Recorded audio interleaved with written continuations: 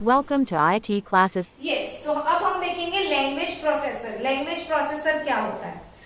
तो ध्यान दोगे स्टूडेंट्स, जो भी हम प्रोग्रामिंग कोडिंग लिखते हैं उसे कहा जाता है high level language. High level language में जनरली क्या लिखे जाते हैं? प्रोग्राम्स लिखे जाते हैं। अब वो प्रोग्राम्स हमारे लिए समझने के लिए इजी होता है बट कंप्यूटर के लिए नहीं होता है, तो उसको हमको क्या करना पड़ता है? ट्रांसलेट करना पड़ता है। तो इसीलिए इसे लैंग्वेज ट्रांसलेटर या फिर लैंग्वेज प्रोसेसर कह सकते हो। जैसे एग्जांपल, अगर मैं गुजराती हूं तो मैं अगर गुजराती में बोलना स्टार्ट करूंगी तो आप लोग समझ पाओगे क्या? नहीं। जो गुजराती है वो अंडरस्टैंड कर पाएंगे बट अदर लैंग्वेज वाले कर पाएंगे क्या? नहीं। तो उनके लिए क्या करना पड़ेगा? मैं एक ऐसे पर्सन को खड़े कर दूं जो गुजराती भी जानता और हिंदी भी जानता हो, तो मैंने जितना भी गुजराती में बोला वो उसको कन्वर्ट करके किस में कर देगा? हिंदी में, ताकि वो पर्टिकुलर इंसान को क्या आ जाए?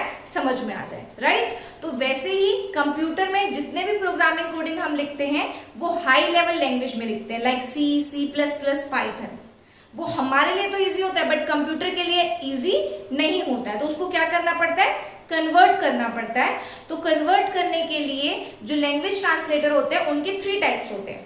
The first one is compiler, the second one is interpreter, the third one is assembler. अब हम देखेंगे डिटेल में कंपाइलर क्या होता है। नेक्स्ट जो हम देखने वाले थे लैंग्वेज प्रोसेसर का first type, that is compiler, right? तो कंपाइलर क्या होता है स्टूडेंट्स, ये देखेंगे। कंपाइलर को जानने से पहले मैं आप लोगों को 2 कोड के बारे में इंफॉर्मेशन देना चाहती हूँ। एक होता है सोर्स कोड और दूसरा होता है ऑब्जेक्ट कोड। जो सोर्स कोड होता है स्टूडेंट्स वो क्या होता है? जो हम प्रोग्राम लिखते हैं सी प्लस प्लस, जावा, ये सारी लैंग्वेज में जब हम कोडिंग करते हैं, लिखते हैं प्रोग्राम, तो वो प्रोग्राम के लिखे हुए कोड को कहा जाता है source code. That is very easy to understand by us, हमारे समझने के लिए वो बहुत आसान होता है, उसे कहा जाता है सोर्स कोड, और you can say that high level language. तो जो हम लिखते हैं प्रोग्रामिंग वो कौन से लेवल लैंग्वेज में होती है? हाई लेवल लैंग्वेज में, उसे क्या कहा जाता है? Source code. इसलिए यहाँ पे लिखा है source code high level language. अब कंपाइलर क्या करता है? कंपाइलर का वर्क समझेंगे हम। सोर्स कोड क्या होता है ये क्लियर हो गया स्टूडेंट? सोर्स कोड मतलब वो कोड जो हम अपने अंडरस्टैंडिंग फॉर्मेशन में जो लिखते हैं, लाइक सी प्लस प्लस वाले कोड्स, वो पूरे क्या होते हैं? Source code. नेक्स्ट है ऑब्जेक्ट कोड। ऑब्जेक्ट कोड मतलब ये होता है जो पूरे मशीन लेवल लैंग्वेज में होता है, 0 और 1 के फॉर्म में होता है, उसे कहा जाता है ऑब्जेक्ट कोड, और you can say that machine language. Compiler simply क्या करता है? जो सोर्स कोड है उसको कन्वर्ट करता है किसमें? ऑब्जेक्ट कोड में। कैसे कन्वर्ट करता है? जैसे मैंने पूरा पैराग्राफ लिखा, वो पूरे पैराग्राफ को बिफोर एग्जीक्यूशन एक साथ कन्वर्ट कर देता है और कंपाइल करता है। वो वर्क होता है किसका? कंपाइलर का। फॉर एग्जाम्पल, मैंने आप लोगों को एग्जाम्पल बताया था लैंग्वेज के फॉर्म में। अगर मैं गुजराती हूँ, मैं पूरा गुजराती में बोलना चालू करूंगी तो 1 लाइन हो सकता है कोई ट्रांसलेट करके बताए, हो सकता है पूरा पैराग्राफ ट्रांसलेट करके बताए। तो जब कोई इंसान पूरा पैराग्राफ ट्रांसलेट करके बताता है तो वो कॉन्सेप्ट आता है किसका? कंपाइलर का। कंपाइलर सारी चीजों को एक साथ कंपाइल करता है बिफोर एग्जीक्यूशन, और फिर हमें क्या बताता है? कोड को चेंज करता है source code to object code.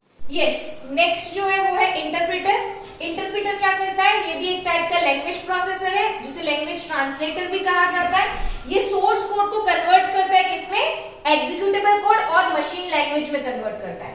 जो सोर्स कोड रहता है वो हाई लेवल लैंग्वेज में लिखा जाता है, इसको कन्वर्ट करेगा कौन? इंटरप्रेटर। किसमें कन्वर्ट करेगा? मशीन लैंग्वेज में। अब इंटरप्रेटर कैसे कन्वर्ट करता है?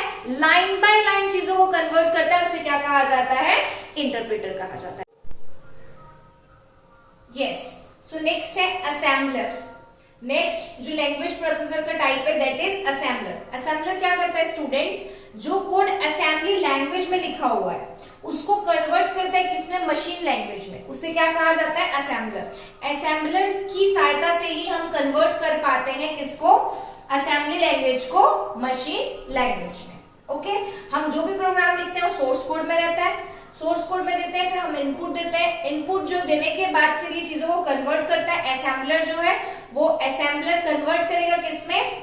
मशीन लैंग्वेज में, ऑब्जेक्ट कोड में, और फिर हमें क्या मिलेगा? आउटपुट मिलेगा। This previous video link is in description. Thanks for watching. Like, share and subscribe for more video.